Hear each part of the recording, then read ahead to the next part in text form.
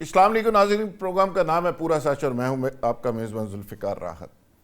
ناظرین، ایران، امریکہ اور اسرائیل جنگ ایک فیصلہ کن موڑ کے اوپر پاکستان کے اندر مصر، سعودی عرب، ترکی اور پاکستان کے وزراء خارجہ کا اہم اجلاس، ایرانی وزیر خارجہ بھی اس میں شامل تھے۔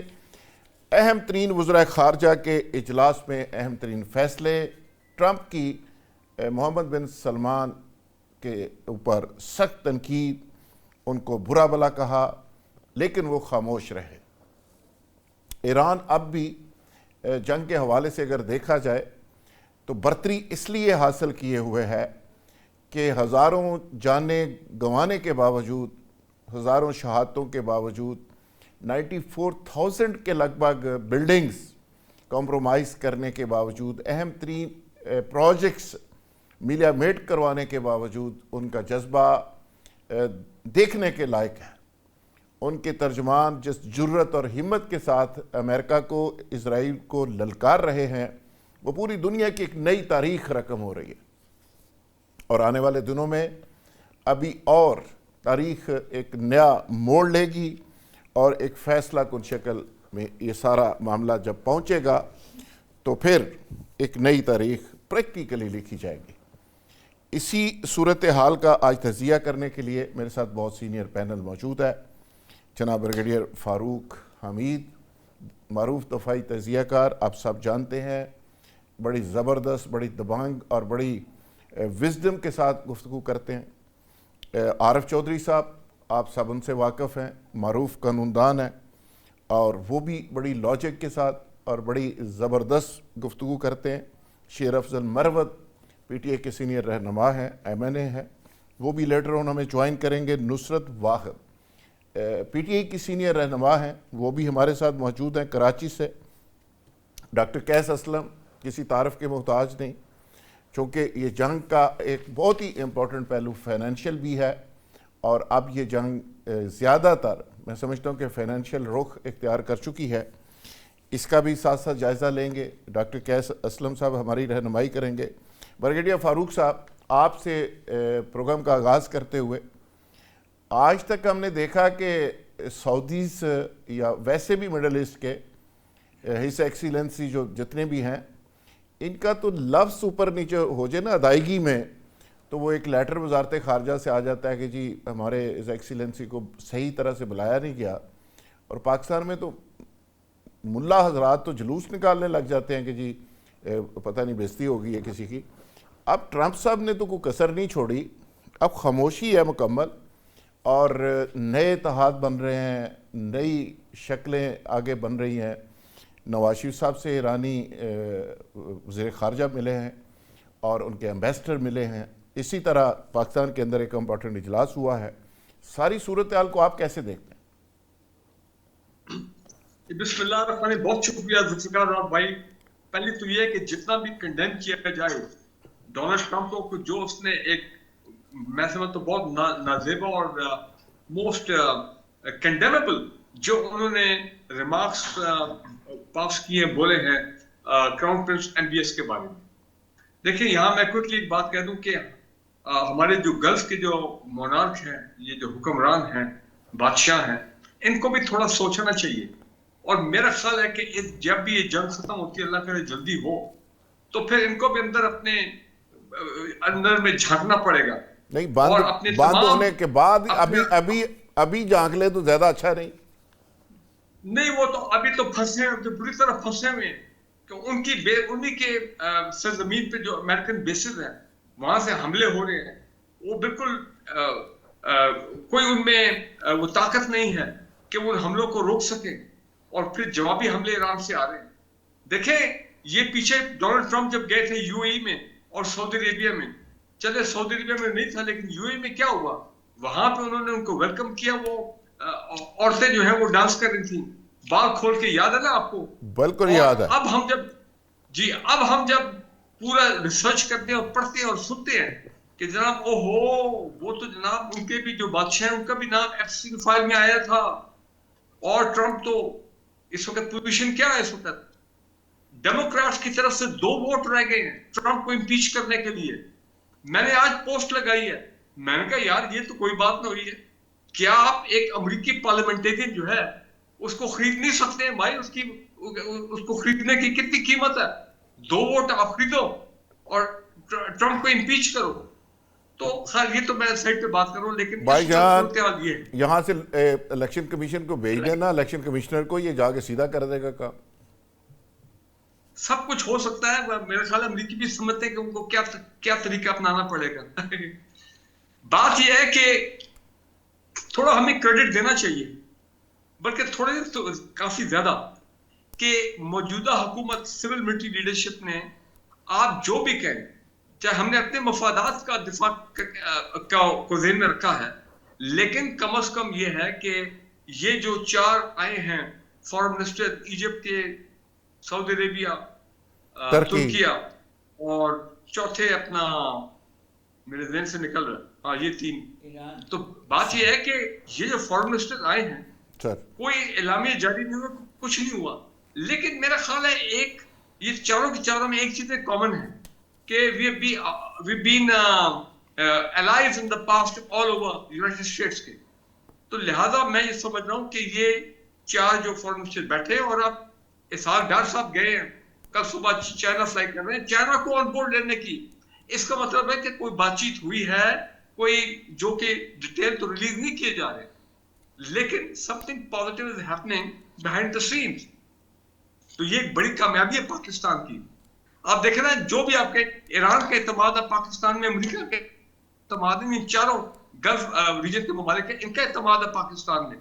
تو یہ ایک بڑی اچھی بات ہے. اور جو انڈین فارن منسٹر نے جو غلیظ لفظ استعمال کیا پاکستان کے لیے, شو کرتا ہے کہ انڈینز کی فرسٹریشن کیا ہے. وہ تو کوئی ان کی کریڈیبلٹی نہیں ہے, کوئی ان کو لفٹ نہیں کرا رہا. لیکن میں ایک بات کہہ دوں, ایک بات میں لاش کہہ دوں, وہ یہ ہے کہ ٹرمپ صاحب کا کچھ پتہ نہیں لگ رہا, وہ کہنا کیا چاہ رہے ہیں, وہ کرنا کیا چاہ رہے ہیں. ہر 2 گھنٹے بعد وہ نیو آبجیکٹیوز کے سامنے آ جاتے ہیں. کبھی کہتے ہیں کہ جی خار آئل فیلڈ ہم ٹیک اوور کر لیں گے, کبھی کہتے ہیں ہم یہ ٹیک اوور کر لیں گے, تو انہوں نے بھی ہرمز کو ٹیک اوور کر لیں گے, تو وہ انہوں نے بھی ٹوٹلی ایک کنفیوژن. ایسے ہی عارف چوئی صاحب, جو ٹرمپ کی ذہنی حالت ہے, لگتا ہے کہ پریکٹیکلی پاگل ہو چکے ہیں ٹرمپ. بہت شکریہ راحت صاحب, ذوالفقار راحت صاحب. بنیادی طور پر ٹرمپ جو ہے وہ بائی پولر ہے. بائی پولر ایک ایسا شخص ہوتا ہے کہ یاد بدلتی رہتی ہیں. کبھی وہ بہت خوش ہوتا ہے تو اسی صورت میں وہ بہت ناراض ہوتا ہے. تو اس وقت جو جنگ ہو رہی ہے بنیادی طور پر وہ دنیا تباہی کی طرف جا رہی ہے, وہ 2 بیمار لوگوں کی اپنے ملک کے اندر اقتدار کو قائم رکھنے کی کوشش اور خواہش, ایک نیتن یاہو ہے اور دوسرا ڈونلڈ ٹرمپ ہے. آپ اندازہ کر سکتے ہیں کیونکہ جو احتجاج ہوا ہے امریکہ کے اندر, تاریخ میں آج تک اتنے لوگ سڑکوں پر کبھی نہیں آئے کہ احتجاج کے لیے. یہ جو نو کنگ موومنٹ ہے جس میں انہوں نے آ کے کہا کہ بھائی بس کرو, ہمیں یہ وار نہیں چاہیے. اور اسی طرح راحت صاحب دوسری طرف اسرائیل کے اندر بھی بے شمار لوگ جو ہیں وہ باہر نکلے ہیں اور انہوں نے کہا کہ ہمیں یہ جنگ نہیں چاہیے, اور اس دونوں کرپشن میں انوالو ہیں. یہ نیتن یاہو کے خلاف بھی کرپشن کے کیسز ہیں, نیتن یاہو کو بھی وہاں کی عوام پسند نہیں کرتی, اور نیتن یاہو صرف اس وجہ سے جنگ جاری رکھنا چاہتا ہے کہ جب تک جنگ جاری رہے گی اس کا اقتدار قائم رہے گا. اور اسی طرح ڈونلڈ ٹرمپ کو بھی یہ نظر آ رہا ہے کہ جب تک جنگ ہے اس وقت تک اس کا اقتدار ہے. اس کی وجہ یہ ہے کہ جس طرح بریگیڈیئر صاحب نے فرمایا امپیچمنٹ کے وہ بالکل قریب ہے, یعنی کوئی زیادہ دور نہیں. اور وہاں بنیادی طور پر پیسہ ویسا تو چلتا ہے, لیکن سینیٹر جو ہیں ان کے لیے سب سے بڑا مسئلہ ان کی اپنی عوام ہے. انہیں نومبر کا الیکشن نظر آ رہا ہے, جب سینٹ کے الیکشن ہوں گے اور اس میں آپ یعنی مڈ ٹرم الیکشن جب ہوں گے تو انہیں نظر نہیں آ رہا کہ ریپبلکن جو ہے وہ کوئی سیٹ حاصل کر سکیں گے. تو ایسی صورتحال میں جب انہیں اپنے اقتدار اور اختیار کا جنازہ نکلتا ہوا نظر آ رہا ہے تو ایسی صورتحال میں وہ کوشش اس پہ لگے ہوئے ہیں کہ دنیا میں جو کچھ مرضی ہو جائے. اور آپ اندازہ کریں اس سے زیادہ مخبوط الحواس کوئی شخص ہو سکتا ہے جو کہتا ہے کہ کشنر جو ہے وہ اور وٹ کاف, کشنر کو وہ کہتا ہے جو اس کا داماد ہے, اور 45 سالہ یہودی ہے, اور بیسیکلی دونوں ڈیولپر ہیں, ریئل اسٹیٹ ڈیولپر. ان کا کوئی ایکسپیرینس اس سے پہلے ڈپلومیسی میں نہیں ہے, اور وہ کہہ رہا ہے کہ یہ ہنری کسنجر ہے. یہ بالکل ایسے ہی ہے جیسے میں اسحاق ڈار کو کہہ دوں کہ وہ آغا شاہی ہے. یعنی مطلب ہے کہ اس طرح کی مثال ہے کہ ایک شخص جس کا تجربہ نہیں ہے اس کو اس حد تک, کیونکہ بنیادی طور پر سارے کے سارے بزنس کر رہے ہیں. آپ آج ہی میں ایک رپورٹ دیکھ رہا تھا کہ یہ جو کشنر ہے یہ سعودی عرب کے پے رول پر ہے. $25 بلین سعودی عرب اسے سالانہ دے رہا ہے, اور جو اس کی کمپنی اس نے بنائی ہے اس میں سعودی یعنی جو ہے وہاں سے $2 ارب جو ہے وہ انہوں نے اسے دیے ہیں. تو بنیادی طور پر یعنی یہ دونوں یہودی نسل ہیں, اور یہ جو یہ کشنر تھا اس کا باپ 18 کاؤنٹ میں ذوالفقار صاحب اسے سزا ہوئی, اور اس میں زیادہ تر کرپشن کے چارجز تھے, اور اس سزا کو پھر ختم کر دیا ڈونلڈ ٹرمپ نے. آپ اندازہ کریں کہ اس طرح کے لوگ جو ہیں وہ آپ بیٹھے ہوئے اور ان کے اپنے مفادات ہیں کہ جب تک یہ لڑائی جاری رہتی ہے ان کا کاروبار چلتا رہتا ہے, کیونکہ سعودی عرب سے بھی امداد ملتی جائے گی, اور دوسری جگہ بھی جہاں آپ کو ہر جگہ نظر آئے گا کہ کلیش آف انٹرسٹ اس کا موجود ہے, ہر جگہ وہ پیسے بنا رہے ہیں. اور ڈونلڈ ٹرمپ بطور فیملی کے یعنی وہ کاروبار کر رہے ہیں. یہ بالکل ٹھیک ہے, یعنی انہوں نے اس ریاستی معاملات کو بھی ایک کارپوریٹ بزنس سمجھ لیا. انہوں نے کہا یہ بھی ایک ٹرمپ ٹاور ہی ہے بس امریکہ, یعنی اس کو بزنس کے طور پہ لیں. جس بندے کی ذہنی حالت کا آپ اندازہ لگائیں کہ وہ کہتا ہے غزہ جو دنیا کا سب سے بڑا قبرستان ہے وہاں پہ ریزارٹس بنائے گا. یعنی میں حیران ہو گیا ہوں. ایک سیکنڈ آپ کو میں بتاؤں, یہ انہیں اس وقت سمجھنا چاہیے تھا جس وقت انہوں نے استقبال کیا ہے, یہاں بے انتہا استقبال کیا, اور قطر نے آپ کو پتہ جہاز کتنے بلین ڈالر کا دیا. اس کے بعد جا کے جو گفتگو کی تھی ٹرمپ نے, وہ آپ کو یاد ہوگی, اس نے کہا کہ یہ کیا سمجھتے ہیں, مجھے یہ سونے کے معاملات دکھا کے امپریس کرنا چاہتے ہیں. ٹرمپ ٹاور پہ تو بہت عرصے سے سونا لگا ہوا ہے, اور یہ کیا مطلب ہے, مجھے کیا سمجھتے ہیں. یعنی اندازہ کرے کہ یہ وہ بگڑا ہوا شخص ہے جسے بگاڑنے میں خود ہمارے حکمرانوں کا رول ہے. میرا خیال ہے میں آپ کو ایک سیکنڈ میں آپ کو یہ عرض کر دوں کہ مجھے بڑی خوشی ہے جس طرح بریگیڈ صاحب نے کہا, میں ان کی تائید کرتا ہوں کہ پاکستان کو مرکزی حیثیت حاصل ہونی چاہیے, لیکن ہمارے حکمرانوں کو ایک چیز بھولنی نہیں چاہیے کہ اس طرح کا شخص جس نے کسی کو آج تک نہیں چھوڑا, وہ جس کو بہت زیادہ یعنی آج اس نے خود کہہ دیا ہے کہ میں ناکام لوگوں کے ساتھ رہ کر مجھے بڑی خوشی ہوتی ہے, اس لیے کہ مجھے ان سے کوئی خطرہ نہیں ہوتا.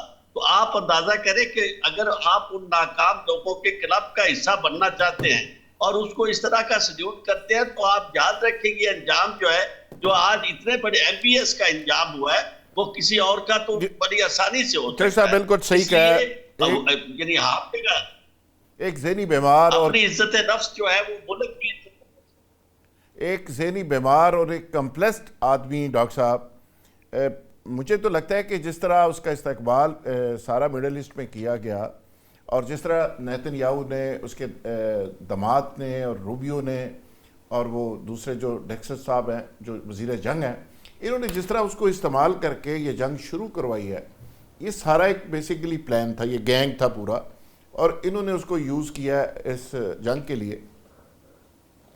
آپ سوچ سکتے ہیں کہ جب دنیا کا سب سے بڑی طاقت, اس کا سربراہ, اور اس طرح کا مسخرہ, تو آگے پھر ہوگا کیا؟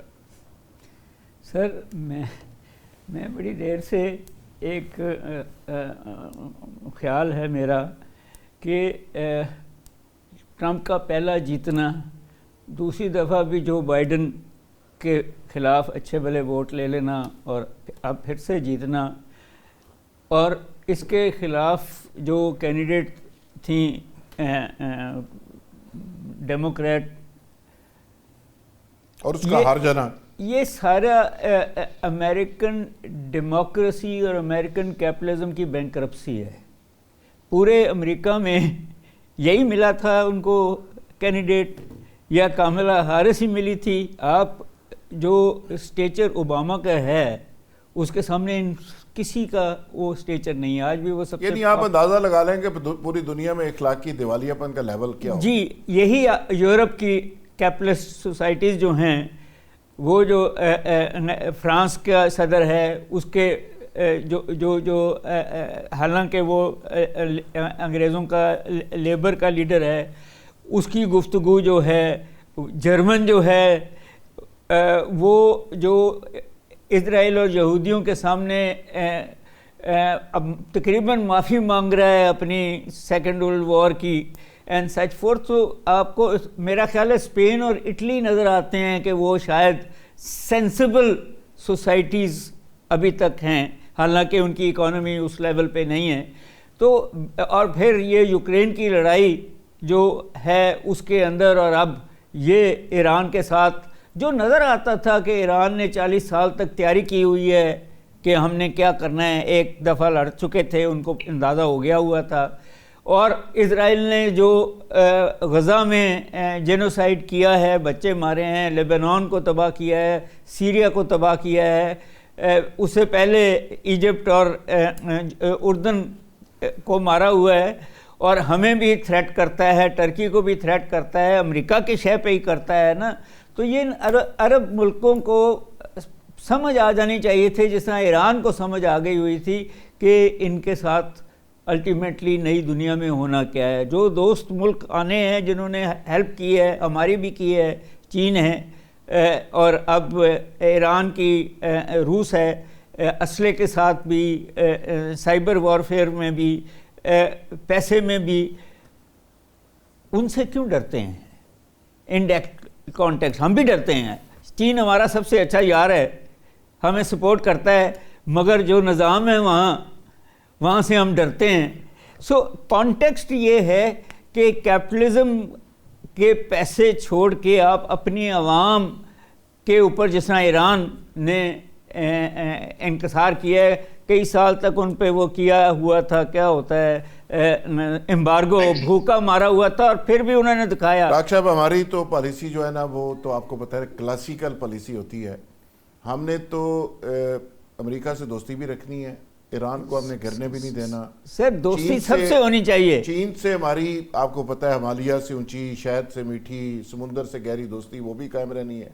रशिया भी हमारा बेस्ट फ्रेंड है, और इसके साथ साथ सिर्फ एक फ्रेंड नहीं है सर, वो अपनी अवाम है, वो ये भी अब उससे दोस्ती करी जाए। और एंड पे हमने ये सारा काम करके फिर अमेरिका को, जैसे अफगानिस्तान से हमने निकाला था, उसको पंजाब पुलिस की निगरानी में रेस्क्यू करके वापस भी भेजना है। तो ये हमारी पॉलिसी तो हमेशा ही होती है और कामयाब भी होती है। नुसरत वाहद साहबा, आप तो पाकिस्तान की गवर्नमेंट और पाकिस्तान की गवर्नमेंट के सपोर्टर्स और आम पाकिस्तानी और हम जैसे सारे लोग, हम सब समझ रहे हैं कि पाकिस्तान का एक बड़ी विक्ट्री है कि दुनिया के बड़े बड़े फैसले पाकिस्तान में हो रहे हैं, और पाकिस्तान की हाँ में दुनिया की हाँ और पाकिस्तान की ना में दुनिया की ना हो रही है। तो पीटीआई के लिए भी ये बड़ी खुशी का मौका होना चाहिए। वैसे बहुत शुक्रिया आपका। देखिए, पाकिस्तान के लिए खुशी का मुकाम है तो पीटीआई के लिए भी खुशी का मुकाम है। हम कभी भी ऐसा नहीं चाहेंगे कि जो चीज़ पाकिस्तान के लिए ठीक है और अच्छी है उसके खिलाफ हम जा रहे हैं। इस वक्त चूँकि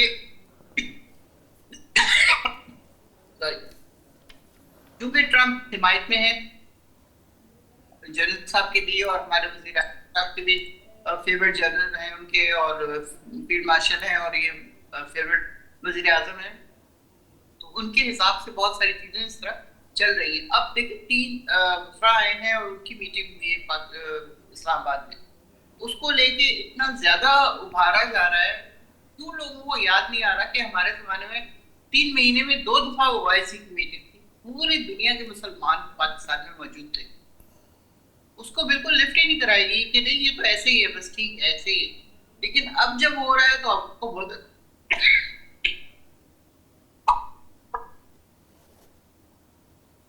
जी, नो प्रॉब्लम। तो उसके हिसाब से ये देखिए आप कि ठीक है, बहुत बहुत ज्यादा अच्छी बात है कि पाकिस्तान इस पोजीशन में चला गया है कि वो डिसीजन मेकिंग में हिस्सा लेगा। लेकिन उसका असर क्या हो रहा है कि इंडिया वाले अंडर कॉन्फिडेंट हो गए, وہ عجیب و غریب قسم کی باتیں کر رہے ہیں جو کہ آپ ادروائز نہ سوچ سکتے ہیں کہ آپ کا اتنا پڑھا لکھا آدمی جو فارن منسٹر ہے وہ اس قسم کی باتیں کر سکتا ہے کہ ہمارے یہاں سے بھی ہوتی ہے دشمنی کی باتیں بہت ساری, کیونکہ ظاہر ہے اصل میں ان کو غصہ وہ یہ ہے کہ ہم 1000 سال تک ان کے اوپر حکمرانی کرتے رہے. تو اب یہ کیسے ہو سکتا ہے کہ مسلمان الگ رہ جائیں ان سے اور وہ ترقی نہ کر رہے ہو یا وہ دنیا میں نام نہ کر رہے ہو. اب جب اس وقت پاکستان آگے جا رہا ہے تو وہاں سے اس طرح کی نیگیٹو چیزیں آ رہی ہیں, لیکن آپ یقین جانیے کہ پی ٹی آئی جو ہے وہ کبھی بھی اس بات کے اگینسٹ نہیں ہوگی اگر حکومت کام کر رہی ہے. بالکل ٹھیک ہے, 7 کی حکومت ہے, لیکن اس کے باوجود اگر وہ کر رہی ہے پاکستان کے لیے بھلا ہوگا تو ہم لوگ یہی اسپیرٹ ہونی چاہیے. یہ بڑی اچھی اسپیرٹ ہے ایز اے پاکستانی. بریگیڈ صاحب, اب تو افغانستان کے دوستوں کو بھی تھوڑی سی عقل آ گئی ہے, اور جب سے ان کو کٹ لگائی ہے, اچھے طریقے سے پھینٹی لگی ہے, تو پاکستان کے اندر تو دہشت گردی کے واقعات بند ہو گئے ہیں الحمدللہ. وہ تو ساری چیزیں بدل گئی ہیں, اور اب تو متقی صاحب کہہ رہے ہیں, کافی متقی نظر آ رہے ہیں, وہ کہتے ہیں نہیں پاکستان تو ہمارا بھائی ہے, تازہ خبر آئی ہے پاکستان ساڈا بھائی ہے, تو اسی تو پاکستان کے نال چلن واسطے تیار ہیں. یہ کیا ڈیولپمنٹ ہوئی ہے قطر کے ایک فون پہ یہ ساری چیزیں چینج ہو گئی ہیں؟ میں کہتا ہوں افغان طالبان گورنمنٹ جو ہے انگریزی میں کہتے ہیں نا دیو کم ٹو دی سینسز, اور انہوں نے ریلائز کیا کہ بھائی اس طرح ہم اپنے ایک بردر اسلامک نیبر کے ساتھ ہم نہیں اس طرح رہ سکتے. اچھا, اور ہمارا معاملہ جو ہے, ہمارا معیشت کا معاملہ نہیں چل سکتا, ہماری غربت جو ہے دن پر بڑھ رہی ہے, ٹریڈ ہماری ختم ہو گئی ہے, ٹرانزٹ ٹریڈ ختم ہو گئی ہے, بارڈر جو ہیں وہ سارے بند ہیں, کراس بارڈر ٹریڈ بھی کوئی نہیں ہے. تو لہذا اور جس طرح کی میں کہتا ہوں یہ 3 ہفتے جو ان کے اوپر ایئر اسٹرائکس ہوئی ہیں, میرا خیال ہے اس کا ایک بڑا خوفناک امپیکٹ آیا ہے, افیکٹ آیا ہے وہ تمام بیسز. برگیڈ صاحب میرا خیال ہے کہ ان کو یہ سمجھ آ گئی ہے کہ نہ اسرائیل ہمیں اب سپورٹ کر سکے گا, اس کو اتنی کٹ لگ گئی ہے. ان کو یہ بھی سمجھ آئی ہے کہ انڈیا کے جہاز بھی نہیں اتر سکیں گے, ہماری تو ساری بیسز ہی اڑا دی ہیں پاک فوج نے. ان کو یہ بھی سمجھ آئی ہے کہ ڈالر بھی امریکہ سے نہیں آنے. اب سینسز میں آگے ہیں, اتنے وہ اچھے نہیں ہیں, ان کو جو جہاں سے ڈالر آ رہے تھے وہ ڈالر سارے بند ہو گئے. نہیں, وہ آپ کی بات سب ٹھیک ہے کہ جو ان کے مین الائز تھے, ایک طرف اسرائیل اور انڈیا کا جو نیکسس تھا, ان کو علیحدہ علیحدہ جو ہے, اسرائیل کو تو ٹھیک ٹھاک جو ہے نا پھینٹی لگائی ہے ایران نے. میں کہتا ہوں جو ایران نے, حزب اللہ نے, اب تو ہوتی بھی پھر میدان میں آگے, حزب اللہ نے پہلی مرتبہ کہتے ہیں اسرائیل کا جو مین اپنا ایریا جغرافیکل ٹیریٹری ہے ناردرن لیبنان میں, انہوں نے حزب اللہ نے جا کے وہ ایریا وہاں کیپچر کیے ہیں, قبضہ کر لیا, بڑے پیمانے پہ تباہی کی ہے اسرائیلی ڈیفنس فورسز کی. تو مجھے بتائیں کہ وہ تو اس کا جو گریٹر اسرائیل کا جو خواب تھا, گریٹر مڈل ایسٹ کا جو خواب تھا, وہ تو چکنا چور ہو گیا. آپ گریٹر ایران کا جو خواب ہے وہ پورا ہوگا؟ نہیں جی, ایران نے کبھی آج تک, ایران نے یہ کہا ہے کہ بالکل اگر آپ یہ ہمارے ملک میں آ کے ایریاز کو آکوپائی کریں گے اور یہ کریں گے اور لوگوں کو اکسائیں گے تو پھر ہم بھی بحرین میں چلے جائیں گے, پھر ہم بھی کویت میں چلے جائیں گے, اور ہم بھی اپنے کلیم جو ہے ان ٹیریٹریز پہ کریں گے. تو دیکھیں, میں کہنا یہ چاہ رہا ہوں کہ جو مسلمانوں کو کرنا چاہیے تھا ایز اے مسلم امہ اسرائیل کے حوالے سے, وہ ایران نے, حوثیوں نے اور حزب اللہ نے کر دکھایا. تو ایک تو یہ اسرائیل کی جو ملٹری مائٹ ہے وہ تو میں سمجھتا ہوں بڑی بری طرح کرپل کی ہے, اور تو ابھی بھی وہ اٹیک تو کر رہے ہیں کیونکہ ان کو پوری امریکن سپورٹ ہے. آج یہ اگریمنٹ ہو جاتا ہے, کسی شکل میں جنگ بند ہو جاتی ہے. مجھے آپ یہ بتائیں کہ ٹرمپ کیسے ان زائنسٹ کو, یہ زائنسٹ فورسز ہیں جو کنٹرول کرتی ہیں امریکن اکانومی کو, کنٹرول کرتی ہیں امریکن پالیسی کو, ان کو کیسے یہ مجبور کریں گے کہ آپ اپنی جنگ بند کر دیں. میں سمجھتا ہوں ایک ہی طریقہ ہوگا ان کو مجبور کرنے کا, جی آپ اٹیک کر دیں, کہ اگر پیچھے سے امریکہ وہ نلکا جو ہے ایمونیشن کا, ویپنز کا, وہ بامز کا, وہ اگر بند کر دیں. ادروائز یہ اسرائیل ابھی بھی وہ بالکل کے قابو میں آنے والے نہیں. لیکن جو ایران نے ان کی تباہی کر دی ہے, ان کے پاور پلانٹس کی, انرجی سیکٹر کی, ان کے ملٹری سائٹس کی, ان کے انٹیلیجنس کے جو ہیں بیسز, نہ دیکھیں نہ صرف ایران اسرائیل میں, بلکہ جو سعودی عربیہ میں, چلے سعودی عربیہ کو چھوڑ دیں, جو یو اے میں یا جو قطر میں اور کویت میں جو موساد کے کنفرم اب جو اڈے نکل رہے ہیں جن کو تباہ کیا گیا ہے, वो एक बड़ी प्रिसीजन ब्रिगेड साहब मेरी इतला वो इंटेलिजेंस किधर से आई है? मेरी इतला वो तो जाहिर बात है सुपर पावर ने दी है। सो मैं ये समझता हूँ कि हमें ईरान का शुक्रिया अदा करना चाहिए कि अल्लाह की मदद आई है और ईरान ने काम कर दिखाया। ओके ब्रिगेड साहब बिल्कुल ठीक है। नाज़रीन यहाँ लेंगे एक ब्रेक और ब्रेक से जब वापस आएंगे तो इशू को कंटिन्यू करेंगे। Stay with us. Welcome back नाज़रीन, वहीं से आगाज़ करते हैं जहाँ पे इख्तिताम किया था। शेर अफजल मरवत साहब बड़े दबंग लीडर हैं पीटीआई के, आप सब जानते हैं, उन्होंने भी हमें ज्वाइन किया है। मरवत साहब से एक तो जंग के हवाले से और उसके बाद को थोड़ा पीटीआई के डोमेस्टिक जो इश्यूज़ हैं उस पर भी ज़रा बात करेंगे। शेर अफजल मरवत साहब welcome to the show. Marwat साहब ये जो सिचुएशन सारी आप देख रहे हैं ईरान की और इजराइल और अमेरिका की जंग, इसमें पाकिस्तान को भी अल्लाह ने बड़ी रिस्पेक्ट दी, इज़्ज़त दी। बहुत बड़े बड़े फ़ैसले पाकिस्तान के अंदर हो रहे हैं और आज सारे लोग, तीनों बड़ी ताकतें बड़ी तमीज़ के साथ पाकिस्तान के साथ पेश आ रही हैं। आगे आने वाले दिनों में आप समझते हैं ये पाकिस्तान की जो अस्करी डिप्लोमेसी है और सिविल डिप्लोमेसी है उसकी कामयाबी है? बहुत शुक्रिया मदद करने का। पाकिस्तान की जो मौजूदा वक्त में जो पोजीशन है यकीनन नोटिसिएबल है और पॉलिसी जो जंग पे है, अमेरिका के आगे ठहर जाना, फिर डोनाल्ड ट्रम्प जैसे सदर के आगे प्रेशर को बर्दाश्त करना, और ना पाकिस्तान तो हमेशा से जो है अमेरिकन ब्लॉक एक ऐसी रियासत रही है जिन्होंने हमेशा अमेरिकन इंटरेस्ट को सर्व किया है।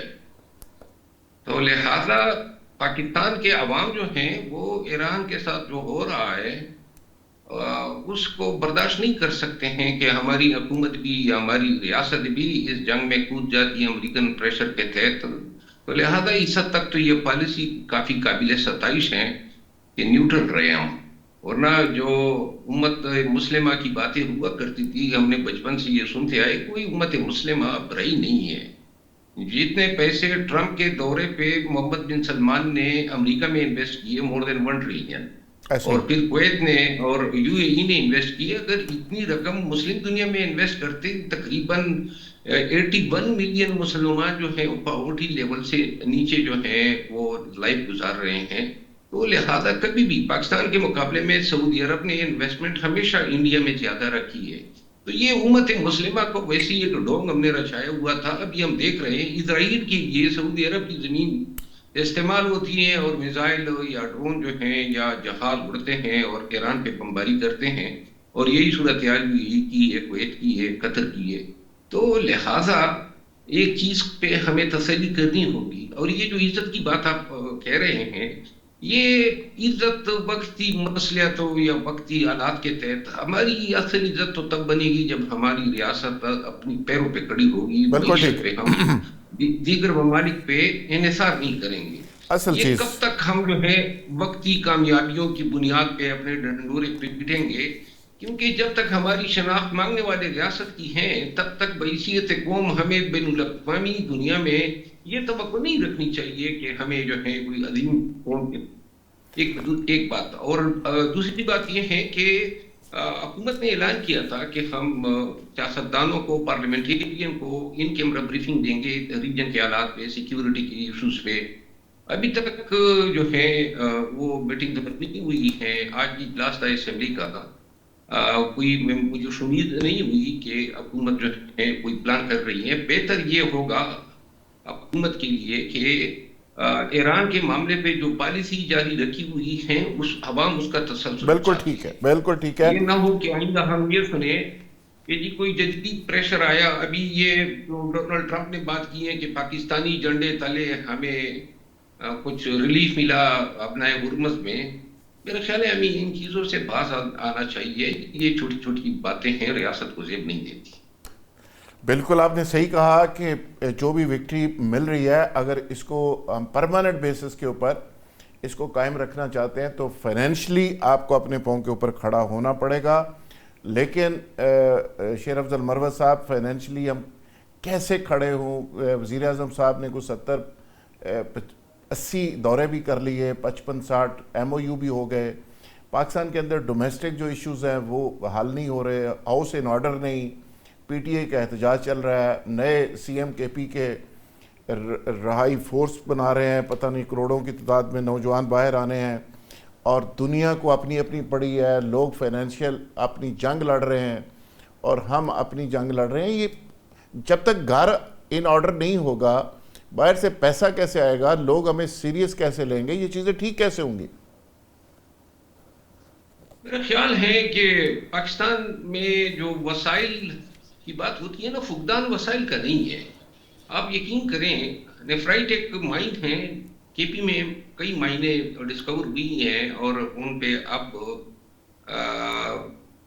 ایسے لوگوں نے قبضے کیے ہوئے ہیں. ایک ٹرک جو ہے وہ 1.25 بلین روپیز کا جو ہے پڑتا ہے, یعنی کماتا ہے. اچھا, ہمارے پاس ایسے مائنز ہیں. ابھی آپ ریکوڈی کی مثال لے لیں, پھر جو نیچرل ریسورسز ہیں اس میں کوئی کمی نہیں ہے. آپ یقین کریں, اگر ہمیں کوئی ایماندار لیڈرشپ ملی ہوتی پاکستان کو, ہمارے پاس اپنے وسائل اتنے کافی ہیں کہ ہم اپنی ریاست کو اچھی طرح بنا. ریکوڈی کی مثال لے لینا, سونا ہے, سونے نکالنے کے لیے ہم نے کنٹریکٹ جو ہے آسٹریلین فرم کو دے دیا, 40% جو ہے ہم ان کو دیں گے. یعنی یہ ہم اپنا سونا ہی نہیں نکال سکتے ہیں. پھر جتنی چوری چکاری ہمیشہ سے انسٹیٹیوشنلائز ہوئی ہیں یہ کرپشن, اور کوئی کسی کے کانوں پہ جو تک نہیں دیکھتی ہے. آپ در یہ حساب کر لیں, 5,000 ارب روپے سے زیادہ کرپشن مجھے یقین ہے کہ گزشتہ 13 سال میں صرف خیبر پختونخوا میں ہوئی ہے. اچھا, اور پھر یہ اسلام آباد میں ہم روزانہ دیکھتے ہیں. وہ جوڈیشیل کی مثال میں آپ کے سامنے رکھتا ہوں, یا کہ وہ جوڈیشیل میں کنٹریکٹس, اربوں روپے کے کنٹریکٹس, کوئی پرسان حال نہیں ہے. اگر ہم صرف اپنے مائنڈز کو سنبھال لیں, اس پہ کوئی اسکروٹنی رکھ لیں, اور صرف تانبے کی جو آپ کی آمدن ہے, لیکن پھر یہ پانی کا استعمال دیکھ لیں. یہاں پہ تو فیصلے جو ہیں وہ ریاست کے مفاد کے بجائے یا تو افراد کے مفاد میں ہوتے ہیں یا چند اداروں کے مفاد میں. بالکل آپ نے صحیح کہا. یہاں پہ جب آپ کی سوچ جو ہے وہ محدود ہو, پاکستان جو ہے اس کا اصل مسئلہ جو ہے وہ ایماندار قیادت کی کمی ہے. ایسے ہی, اور جہاں تک آپ نے خیبر پختونخوا کے وزیر اعلیٰ کی بات کی, خیبر پختونخوا کے وزیر اعلیٰ جو ہیں وہ تو حسب توقع بڑا اچھا جا رہے ہیں. انہوں نے تو جو یہ فورس بنائی, تو ابھی فورس تو بنی نہیں ہے, اس پہ تو کافی وقت لگے گا, مہینے لگیں گے. پھر گرمی آ جائے گی, اور گرمی کے بعد جو ہے پھر سردیاں آ جائیں گی. تو لہذا اس حوالے سے کوئی پریشان ہونے کی نہیں. اب تو مروت صاحب جو سی ایم موجودہ ہیں وہ انتہائی آنیسٹ ہیں. 5 لاکھ روپے ٹوٹل ان کی ویلتھ تھی, اور اب تو میرا خیال ہے کے پی کے اندر کرپشن کا تو کم از کم مسئلہ حل ہو گیا ہوگا. اور دوسرا پرفارمنس کی بات ہے, علی مین گنڈا پور صاحب رہا نہیں ظاہر ہے کروا رہے تھے خان صاحب کو, اب یہ آگے ہیں تو یہ موبلائز کر کے رہا تو کروا ہی لیں گے. کیا خیال ہے آپ کا؟ دیکھیے, کرپشن کی تو اب ایسی انہوں نے انوویشنز کی ہے, یعنی یہ کبھی ہم نے سنے ہی نہیں تھے. پاکستان تحریک انصاف کے اپنے پارلیمنٹیرین, چاہے صوبائی ہے یا مرکزی ہے, ان کو جو علی امین خان کے دور میں گزشتہ بجٹ میں جو ایلوکیشن ہوئی ہے, اس ایلوکیشن کو ابھی تک ریلیز ہو کے کاموں پہ لگ جانا چاہیے تھا, کیونکہ یہ ایکسپائر ہو جائیں گے, بجٹ کی آمد لیپس ہو جائیں گے ظاہر ہے. آپ یقین کریں, وہاں صرف 20% ریلیز ہوئے ہیں, اور ابھی بھی جو ریلیزیں ہو رہی ہیں وہ کمیشن دے کے, پارلیمنٹیرین کمیشن دے رہے ہیں. وزارتوں پہ جناب ابھی آپ کو شنوائی آپ نے سنا ہوگا کہ یہ وزیر پیسوں پہ لگ رہے ہیں. یہ صرف یہ چند باتیں نہیں ہیں جو ہمیں علم ہے, اگر بتا دیں. انہوں نے اختراعات کر دیے کرپشن میں. یہ مائننگ سیکٹر کو انہوں نے تباہی سے دو چار کر دیا. ہیلتھ سیکٹر, آر ٹی آئی کے نام پہ انہوں نے. مروت صاحب پیسے کون لے رہا ہے, کون لے رہا ہے پیسے؟ چیف منسٹر تو ایماندار ہے, پیسے پھر کون پکڑ رہا ہے؟ دیکھیے, چیف منسٹر صاحب جو ہے اس کی ایمانداری جو ہے اس حوالے سے یہ تو سبجیکٹیو ہے, لیکن جو اس کے ناک تلے ہو رہا ہے وہ اتنا لائلم تو نہیں ہو سکتا ہے. اور آپ یقین کریں, نہ کہ صرف پالیٹیشین, بیوروکریسی نے بھی ایسے جھنڈے گاڑے ہوئے ہیں کہ پالیٹیشین شاید اگر 30% کر رہے تو 70% جو ہے وہ بیوروکریسی. مروت صاحب بالکل آپ کو میں بتا دیتا ہوں, ایریاز جن میں ابھی کرپشن ہو رہی ہے, مائننگ کے علاوہ ڈیولپمنٹل فنڈ کے علاوہ. یعنی آپ کسی ایم پی اے کو اگر 2 ارب روپے ریلیز ہونے ہیں تو وہ 2 ارب روپے جب تک پی این ڈی میں وہ کوئی کمیشن نہیں دے گا. خود میرے حلقے میں ایک ورلڈ بینک نے ایک پروجیکٹ کیا, کوئی 12 ارب روپے کے روڈز جو ہیں جو بارشوں سے نقصان ہوا تھا, اب وہ روڈز جو ہے ان کو شروع ہونا تھا کوئی 7-8 ماہ قبل. ابھی تک روڈ پہ کام اس لیے نہیں شروع ہو رہا ہے کہ پی ڈی جو ہے انہوں نے مقرر کر دیا, وہ کہہ رہے ہیں ٹھیکیداروں کو مروت صاحب ہمارے کام رکے ہوئے. مروت صاحب نہ کسی کو جی آپ نے جو بات کی ہے یہ بالکل ریلیونٹ ہے کہ مجھے یاد ہے کھٹک صاحب جب آئے تھے تب بھی تھوڑے نا تجربہ کاری تھی اور بہت سارے فنڈز لیپس ہو جاتے تھے, وہ پروجیکٹس بنا کے تھرو ہی نہیں کر پاتے تھے, اور ابھی بھی وہ سلسلہ اگر چل رہا ہے تو پھر ظاہر ہے اینڈ آف دی ایئر پھر کمپیریزن ہوگا باقی صوبوں کا, پھر پی ٹی آئی کہے گی کہ جی کچھ ہوا نہیں. عارف چوہی صاحب, شیر افضل مروت صاحب بھی کیونکہ مڈل کلاسی ہے ہماری طرح, بات تو وہ ٹھیک کر رہے ہیں کہ جس طرح یہ فل ٹائم سیاست بطور بزنس ہو رہی ہے اور جس طرح لوٹ مار چل رہی ہے اور جس طرح بیوروکریسی اس ملک کو مال غنیمت کی طرح لوٹ رہی ہے, سارے لوگ اپنے اپنے کام میں لگے ہوئے ہیں اس سسٹم کے.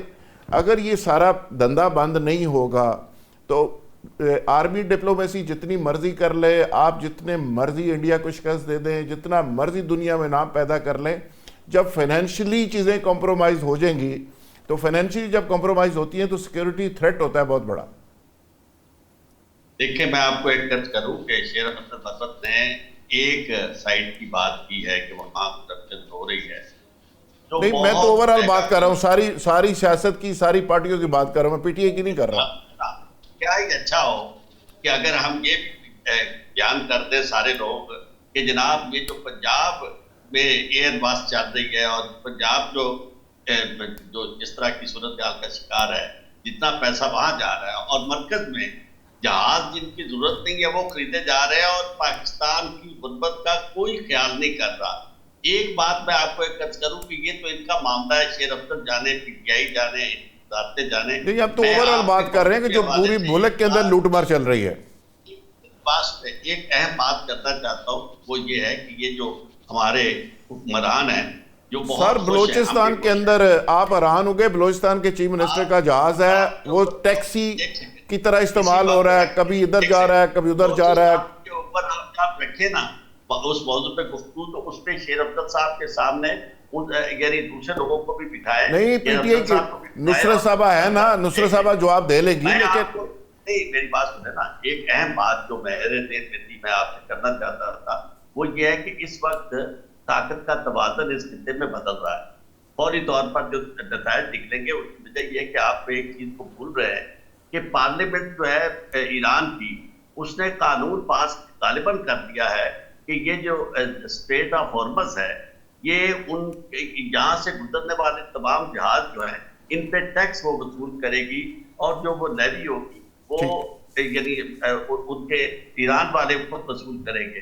اب اس کے علاوہ جو خطے میں صورتحال بڑھ رہی ہے, یہ جب جائے گا یہاں سے امریکہ, یہ جو جن کو تحفظ نہیں دے سکا, جن کو وہ جملے بھی آپ نے بتایا کہ تلبے چاٹنے والی بات جو ترجمہ آپ نے اس کا کیا ہے, جو خود وہ بیان کر چکا ہے جس طرح کے لفظ, تو ان کو بھی جب یہ سمجھ آئی ہے کہ ہم پیسہ بھی اس کو دے رہے ہیں, بے عزتی بھی کروا رہے ہیں اور اس کے باوجود ہمیں تحفظ نہیں مل رہا, تو آنے والے دنوں میں طاقت کا توازن بدل رہا ہے. سر یہ چوہی صاحب ایک انتہائی اہم رول, ہماری ایک سیکنڈ جملہ سن لیں کہ ہمارے حکمرانوں کو ہوش کے ناخن لینے چاہیے, یہ اس حد تک ٹرمپ کی جھولی میں نہ گرے اور اس طرح پبلکلی جو جس طرح سلیوٹ مارتے ہیں یہ ڈپلومیسی کا حصہ نہیں ہے, اور اس طرح کرنے سے آپ دیکھیں اپنی عزت نفس کو بھی مجروح کرتے ہیں اور پاکستانی عوام بالکل ٹھیک ہے اس کو بھی آگ پہ لگتے ہیں, اور کبھی بھی کمزور کی عزت کوئی نہیں کرتا. عزت آپ نے حق وہ ہے ظفر چھین لیا جائے جو بن کر,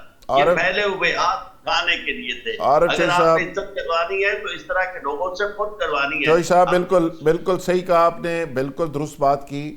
وہ کہتے ہیں نا جرم ضعیفی کی سزا مرگ مفاجات, جو ضرورت مند ہوتا ہے وہ کتنا کو زیادہ, لفظ ذرا سخت ہے, غیرت مند ہو سکتا ہے. ضرورت مندی جو ہے نا وہ بہت ساری چیزیں آپ کی کمپرومائز کروا دیتی ہے. لیکن ایران کو دیکھیں, انہوں نے پرسنل دیہڑیاں نہیں لگائیں, وہاں پہ سپریم کمانڈر تھے تو 45 سال تک دوسرے ملک کا دورہ نہیں کیا، اور آج بھی دیکھ لیں وہاں پہ 97% لٹریسی ریٹ ہے، پی ایچ ڈی لوگ ہیں کیبنٹ میں. کس طرح انہوں نے تیاری کی اور کس طرح لڑ رہے ہیں. نصرت واحد میڈم آپ بتائیے کہ یہ جو موجودہ صورتحال ہے، جتنی بھی وکٹریز کی ہم بات کر رہے ہیں انڈیا کے خلاف ہو یا جہاں سے بھی ہو، جب تک فائنینشلی ہم اپنے پاؤں پہ کھڑے نہیں ہوں گے جیسے شیر افضل مروت صاحب نے کہا، تو ہم ان چیزوں کو آگے لے کے کیسے چل سکتے ہیں؟ کچھ پاسبل؟ دیکھیے جو سب سے امپورٹنٹ بات ہے جو عمران خان صاحب ہمیشہ کہتے ہیں کہ جب تک سیاسی طور پہ ہم اسٹیبلش نہیں ہوں گے تب تک فائنینشلی ہم اسٹیبلش نہیں ہو سکیں گے. یہ پکی بات ہے کیونکہ فارم 47 سے جب آپ حکومت میں آتے ہیں تو آپ کو نمبر ایک تو جو کچھ بھی ہے وہ آپ نے گریب کرنا ہے. اس وقت جو قرضہ پاکستان کے اوپر چڑھا ہوا ہے آپ یہ دیکھیں کہ ایک مہینے میں یہ 53,000 ارب روپے صرف انٹر بینک سے لیتے ہیں, اور وہ کہاں جاتا ہے, کس طرح خرچ ہوتا ہے. جس طرح جہازوں کی بات آپ نے کی, بے انتہا مہنگے ترین جہاز لے کے وہ لاہور میں ہوور کر رہے ہوتے ہیں, گھومتے رہتے کہاں جا رہا ہے جہاز, اس کی ٹریکنگ بند کرتی ہے, اس کی سب چیزیں وہ کرتی ہیں. پھر آپ کے پی کے صرف ایک جہاز کا مسئلہ تو نہیں ہے نا, یہ اوورال ریفارمز کا ایشو ہے, بیوروکریسی کا ایشو ہے, سیاست کا ہے, کرپشن ہے. لیکن پیٹرن ملک میں نہیں ہے, پیٹرول کی اتنی انہوں نے قیمتیں بڑھا دی ہیں, حالانکہ اس وقت انٹرنیشنلی وہ قیمت ہے وہ اس سے کم ہے خان صاحب کے زمانے سے, اس کے باوجود انہوں نے فوراً اتنی زیادہ قیمت بڑھا دی ہے. عوام پہلے ہی غربت کے اس بری طرح اس میں چنگل میں آئے ہوئے ہیں کہ وہ کیسے جیئیں گے اور کیسے نہیں. اسکول بند کر دیے, کسی بھی ملک میں اسکول بند نہیں ہوئے, وائی ان پاکستان. پہلے ہی ہمارے 365 ڈیز میں سے 130 ڈیز کی پڑھائی ہوتی ہے, اس کو بھی اٹھا کے بند کر دو کہ بچے اسکول نہ جا سکیں. چونکہ میں خود تو نہیں پڑھ سکا اس لیے کسی اور کو بھی پڑھنے نہیں دینا چاہیے. یہ اس قسم کے اپروچ جب تک آپ کی عوام کے ساتھ ان لوگوں کی رہے گی جو خود سے جیت کر نہیں آئے ہیں, جو اپنے اس پہ جیتے ہوئے ہوتے ہیں, وہ پھر عوام کا بھی خیال رکھتے ہیں. ان کو پتہ ہے کہ ان کی حکومت آخری بار ہے, جو مرضی ہو جائے ان کی حکومت آخری بار ہے, اگلی دفعہ بھی آئے تو اسی طرح آئیں گے, ادروائز عوام. بریگیڈیئر فاروق صاحب, آپ کیا سمجھ رہے ہیں کہ ہمارا ہاؤس جب تک ان آرڈر نہیں ہوتا, یہ جنگ کے اندر سے بھی جو اپرچونٹیز پاکستان کے لیے نکل رہی ہیں, لکیلی انڈین جو جنگ تھی, میں ہمیشہ کہتا ہوں جنگ جیتنے والا بھی ہارتا ہے اور ہارنے والا بھی ہارتا ہے. جنگیں کوئی اچھی چیز نہیں, لیکن پاکستان کے لیے اس سے بھی اپرچونٹی نکلی.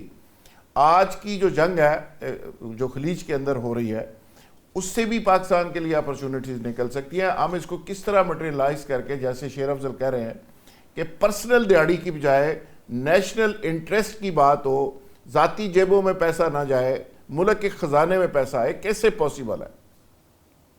ایک بات یہ کامنٹ کرنا چاہ رہا ہوں, محترم شیر افضل مروت صاحب, I want to pay tribute to him کہ جب آج سے کچھ عرصہ پہلے یہ سیاست میں آئے تھے اور بڑی دبنگ انٹری تھی ان کی, اور یقین جانیں ان کی بڑی ایک انسپائریشنل ان کا ایک رول تھا, وہ بڑے موٹیویٹنگ تھے. لیکن بھارت جو بھی سیاست میں بعد میں ہوا, اب ہم ان کی وہ دھوئے دار تقریریں اور یہ تمام زبردست باتیں کر رہے ہیں, وہ اب ہم مس کرتے ہیں. ٹی وی پہ تو آتے ہیں لیکن پارلیمنٹ نیشنل اسمبلی کے فلور کے اوپر اب ہم مس کرتے ہیں ان کا وہ جس طرح جو پرانی ان کی جو سٹائل ہوتی تھی, گرجتے تھے اور زبردست تقریریں کرتے تھے. لیکن بات میں کہنا یہ چاہتا ہوں, یہ بالکل صحیح فرما رہے ہیں. دیکھیں بات یہ ہے کہ it's all question of leadership. اگر لیڈرشپ آپ کی سنسیئر ہوگی, اگر لیڈرشپ آپ کی جو ہے وہ پاکستان کے انٹرسٹ میں دیکھے گی, اور لیڈرشپ کے اندر جو لوگ ہیں وہ اپنے سیاسی پارٹی اپنے خاندان کی انٹرسٹ کو نہیں دیکھیں گی, تو بالکل ملک آگے چلے گا. اب اس جنگ سے ایک فائدہ ہم نے کیا اٹھانا چاہیے. پہلی بات یہ ہے کہ جو دبئی میں اربوں خربوں ڈالر پاکستان سے گئے تھے, یہاں سے آپ کہیں جنون پیسہ, لوٹ مار والا پیسہ, کرپشن والا پیسہ, منی لانڈرنگ, جو کچھ ہوتی رہی پچھلے دہائیوں میں, اب وہ لوگ پریشان ہیں کیونکہ اب دبئی کو ریکور کرنے میں جب ہوگا تو تب دیکھی جائے گی. تو یہ موقع ہے بھائی, پاکستان میں ریئل اسٹیٹ کریش کی ہوئی 4 سال سے, جب بھی پی ایم ایل این کی گورنمنٹ آتی ہے یہ تو برگیڈی صاحب پھر چاہیے نا فوری طور پہ. دیکھیں کراچی میں उसका फायदा उठाएं, बरगेड़ साहब, आप इंसेंटिवाइज करें, बरगेड़ साहब, इंसेंटिव दे रियल एस्टेट इंडस्ट्री को ताकि वो पैसा वापस आए और पाकिस्तान में लगे, प्लस और की इन्वेस्टर जो है इन्वेस्टर फ्रेंडली करे, ओवरसीज पाकिस्तानी के लिए एक सीधा इंसेंटिव का ऐलान करे कि वो अपने डॉलर भेजे, अरबों डॉलर आए और वो कहेंगे Pakistan is the safe haven, Pakistan safe है इन्वेस्टमेंट के लिए। तो ये इस तरह के बड़े जो विजनरी फैसले हैं ये पाकिस्तान की को इस क़यादत को करने पड़ेंगे, करने चाहिए, अदरवाइज ये मौका हाथ से निकल जाएगा। डॉक्टर साहब ये कौन से इक़दामात अगर हम करें तो इस वक्त जो अपॉर्चुनिटीज़ निकल रही हैं, वैसे दुबई के डिस्टर्ब होने से कराची पोर्ट जो है ना भरा हुआ है, वहाँ जहाज़ लगाने की जगह नहीं, ग्वादर में जहाज़ आए हुए हैं, तो यहाँ पे कोई एमनेस्टी, कोई ऐसी स्कीम, कोई डॉलर्स के लिए, कोई ओवरसीज़ के लिए हम लॉन्च कर दें फौरी तौर पे, तो आपके ख्याल में कोई पाकिस्तान के अंदर लैंडिंग हो सकती है, कोई सरमाया आ सकता है? देखिए, मैं एमनेस्टी स्कीम्स के तो ख़िलाफ़ हूँ, वो हमेशा करप्ट लोगों को प्रोटेक्ट करती है। सर बात ये है जी कि पैसा तो पाकिस्तान आना चाहिए ना हमारे बैंकों में। पहली बात तो ये है कि जो बात मैं कई दफ़ा कहता हूँ लोगों को बुरी लगती है कि हमने इतने सालों में इस मुल्क को ईस्ट इंडिया कंपनी की तरह चलाया है, यहाँ से लूटा है और बाहर लेके गए हैं। ऐसे ही अब बहुत ज़रूरी है ट्रांसपेरेंसी, बहुत ज़रूरी है अकाउंटेबिलिटी, बहुत ज़रूरी है कि यहाँ के बच्चों को एक इंटरनेशनल लेवल की तालीम दे दी कर दे। जिन लोगों ने लूट के पैसा बाहर ले गए, आज जोड़ के खुदा के लिए इस मुल्क ने आपको बहुत कुछ दिया है, नहीं आएगा। अब मुल्क आपसे कुछ मांग रहा है, वापस ले आए। वो वापस नहीं आएगा। आप जो है उसको प्रोटेक्ट करें। रिफॉर्म्स की जो बात की है वो बहुत इम्पोर्टेंट है।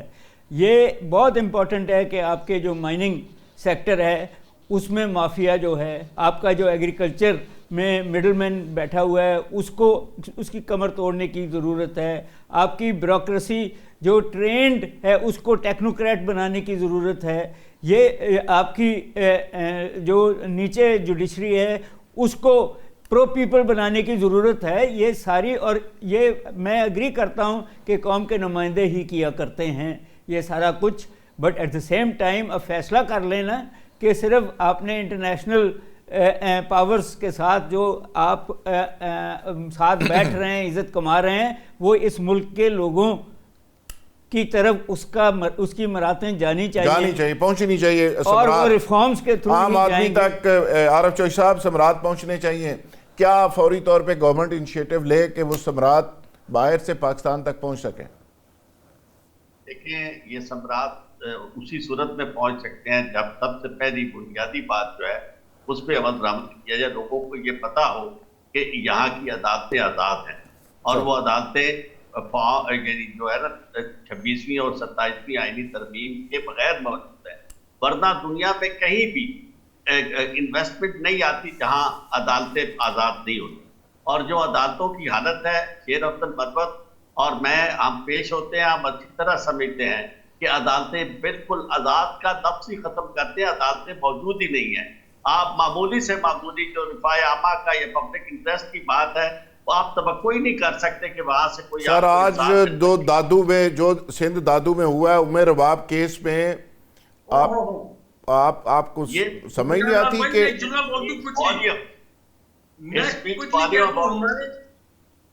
हमारा जस्टिस बारे में इससे ज्यादा और बहुत आपको नजर आ रहा है कि कहीं भी बड़ा आदमी जो है उसे कोई नहीं पकड़ सकता। और दूसरा ये है कि ये जो फाइनेंशियल ट्रांजैक्शंस है जिसमें आप देखें ना, इफ्तिखार चौधरी साहब को किसी ने आज तक नहीं पूछा जिन्होंने रेकोडेक वाला केस किया था फैसला। यानी हर शख्स जो है अपनी मेरिट्स के मुताबिक पाकिस्तान को अरबों के नुकसान पहुंचाता है, फिर अपने जाती खौफत जो है उनको भरने के लिए जो कुछ कर रहे हैं। हर आप ये जो 5,000 अरब की बात करते हैं रोजाना करप्शन की, ये हमारे हुक्मरान जो है, जो असल हुक्मरान है, क्या उन्हें ये नजर नहीं आता? बिल्कुल ठीक है। मामले पे जब तक तवज्जो नहीं देते और पाकिस्तान तो ये मसला हल नहीं होगा। बिल्कुल सही। ब्रिगेड साहब, ब्रिगेड साहब, जो उम्मे रबाब वाले केस में आज हो गया है, वो कातिल की ये दलील भी मुंसफ ने मान ली। मकतूल खुद गिरा था खंजर की नोक पर। आज तो तबाही और बर्बादी हो गई है। जो उन्होंने फायरिंग की है रिहाई के बाद, और वो लोग भी बरी हो गए जो पेश ही नहीं हुए थे कोर्ट में। ब्रिगेडियर साहब। भाई, हमारे इस प्रोग्राम में दो बड़े मोहतरम हमारे सीनियर लॉयर बैठे हैं। मैं तो आज हैरान हो गया और मुझे बड़े सोच से देखना पड़ा, जो उसके उमर रबाब के जो केस के जो लॉयर थे वो भी बिल्कुल बेबसी की बात कर रहे थे। लेकिन उससे ज्यादा मैंने पोस्ट भी ये किया एक्स के ऊपर ट्विटर पे कि जब वो अपने वालिद की कब्र पे रो रही थी उमर रबाब, तो उस वक्त मैंने लिखा कि ये खातून नहीं रो रही है, ये पाकिस्तान के निज़ाम इंसाफ रो रहा। नुसरत वाहद, फाइनल कमेंट इस केस के ऊपर। देखिए, इंसाफ मिलना तो अब एक बहुत हो गया। हमारे आपने देखा है पिछले 3-4 साल से किस तरह हर बंदा सबक कर रहा है। यानी पीटीआई का कोई बंदा, उसका सिर्फ कसूर ये है कि वो पीटीआई में, और वो पीटीआई में है तो उसे पकड़ लिया जाएगा, उसको तशद्दुद किया जाएगा, 2-3 साल रखा जाएगा, बाहर निकलेगा तो 2 हफ्ते बाद फौत हो जाएगा।